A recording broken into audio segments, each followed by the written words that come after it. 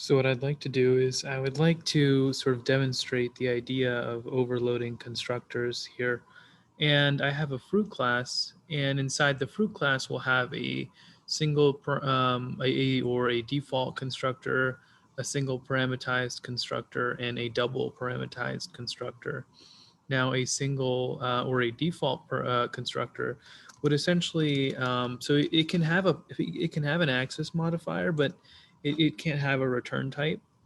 It's not a function per se. It's a special type of non-static method, and so we can add public because that's an access modifier is allowed, and then we would just make our constructor sort of have the name of the class, and so this would sort of be a default constructor.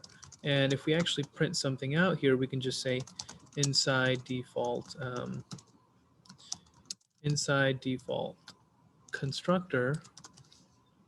This would actually show once we create an instantiation of the class. Now, this is, so this is really just the default constructor here that's not taking in any parameters, which is why we call it the default constructor. But then we can overload our constructor just as we used to overload methods. And we would use essentially the same name with a method body. And here we could just say that we're inside the single param constructor. Now I say single parameter because actually what I'm going to do is I'm going to pass in sort of a parameter here, which could be x, which could essentially be any integer. And what I'll do to sort of demonstrate this further is I'll essentially print this out. I'll say the value, right, of x is x. Okay. And essentially, so we have one more constructor here, which is sort of going to be overloaded with, instead of having none in the default constructor and one sort of value in the single parameter constructor, we'll have two here. So we'll have x as well as j, or k for that matter, that's fine. And essentially what that's going to do is it's going to signify to us that we are in fact inside the double param constructor, right? And we'll go ahead and print out sort of the value of I and j, or I and k in this case.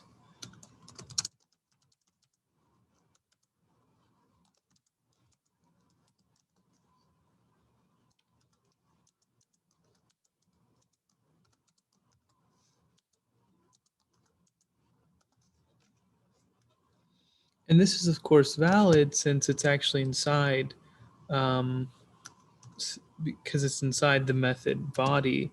So these variables are in scope now that they've been created in the parameter, on the parameter level.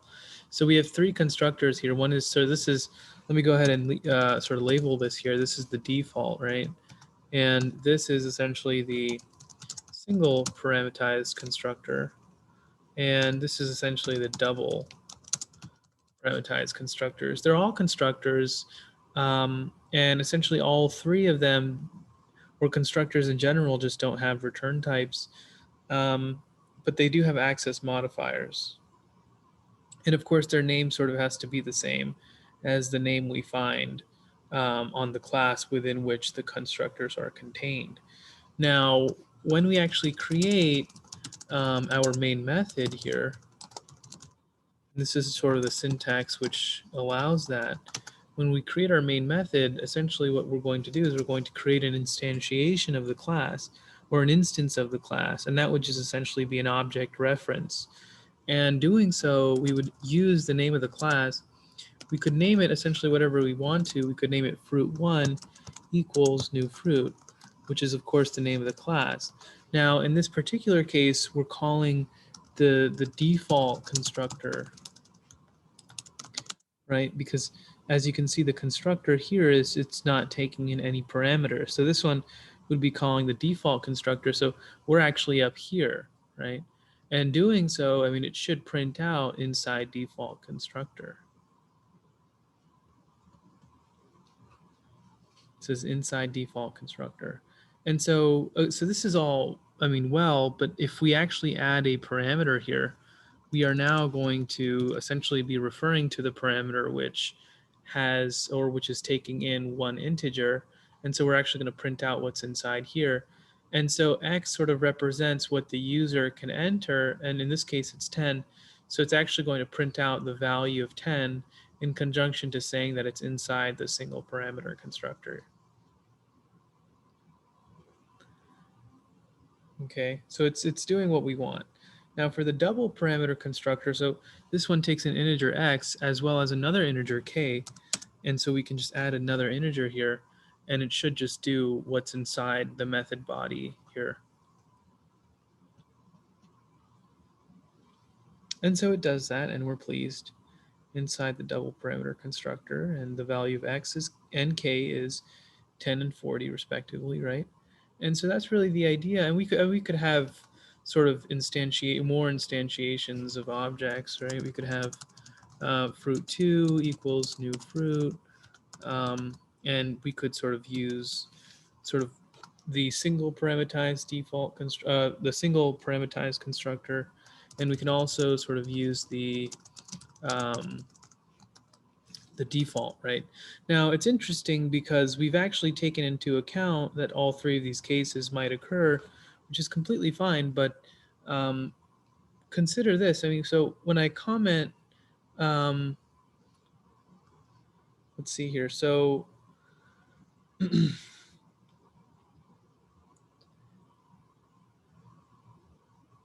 so essentially what I'm really trying to depict here is that if even if we don't, um, uh, okay, so just imagine if I were to essentially erase all the constructors that we had. It seems like we're getting an error here on lines 8 and 9 because we don't have a constructor that exists which takes in two integer values.